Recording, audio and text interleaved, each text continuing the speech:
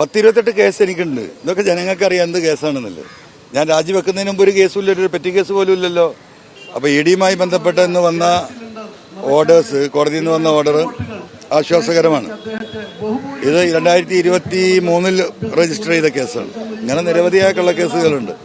ഈ വിഷയവുമായി ബന്ധപ്പെട്ട കേസിൽ ഹൈക്കോടതി ഏകദേശം 1 വർഷം മുമ്പ് തന്നെ ഈ പെറ്റീഷനിൽ ഒരു അടിസ്ഥാനവും ഇല്ല എന്ന് പറഞ്ഞു തള്ളിയതാണ്. പിന്നെയും ഇവിടെ എന്താ പറയുക, പ്രചരണം നടത്താനും വാർത്തകൾ കൊടുക്കാനും നമ്മുടെ എതിരാളികൾ ഉപയോഗപ്പെടുത്തുന്നു.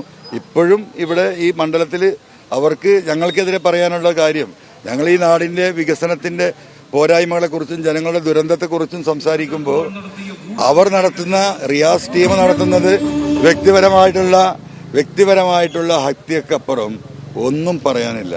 അത് ഇപ്പൊ ഈ കണ്ടല്ലോ നിങ്ങൾ, ഈ കടലോരത്ത് നമ്മൾ നിൽക്കുന്നത്, ഈ ജനങ്ങൾ അതിന് മറുപടി കൊടുക്കും. അത്രേ ആ വിഷയത്തെ കുറിച്ച് പറയുന്നത്. ഇഡിയിൽ നിന്ന് അനുകൂലമായൊരു കേസ് തള്ളിപ്പോയിരിക്കാണ് അനുകൂലമായി. ഇത് ഒരു ശുഭപ്രതീക്ഷ, ഒരു തെരഞ്ഞെടുപ്പ് രംഗത്തേക്ക് ഇറങ്ങുമ്പോൾ അതിന്റെ ഒരു എനിക്ക് അതൊന്നും എന്നെ ബാധിച്ചിട്ടേ ഇല്ല. 10-28 കേസ് എനിക്കുണ്ട്. ഇതൊക്കെ ജനങ്ങൾക്ക് അറിയാം എന്ത് കേസാണെന്നുള്ളത്. ഞാൻ രാജിവെക്കുന്നതിന് മുമ്പ് ഒരു കേസും ഇല്ല, ഒരു പെറ്റി കേസ് പോലും ഇല്ലല്ലോ. അപ്പൊ നിരവധിയായ കേസുകളുണ്ട്. അതൊന്നും എന്നെ ബാധിച്ചിട്ടില്ല. അതുകൊണ്ട് തന്നെ ജനങ്ങൾ സത്യം മനസ്സിലാക്കി ഞങ്ങൾ മുന്നോട്ട് പോവുകയാണ്. അതുകൊണ്ടാണ് അപരന്മാരെ വെച്ചിട്ട് നമ്മളെ പരാജയപ്പെടുത്താൻ പറ്റുമെന്ന് പരിശ്രമിക്കുന്നത്. അതിനെയും ജനങ്ങൾ ഒരുമിച്ച് നിന്ന് മറികടക്കും. ഓക്കെ.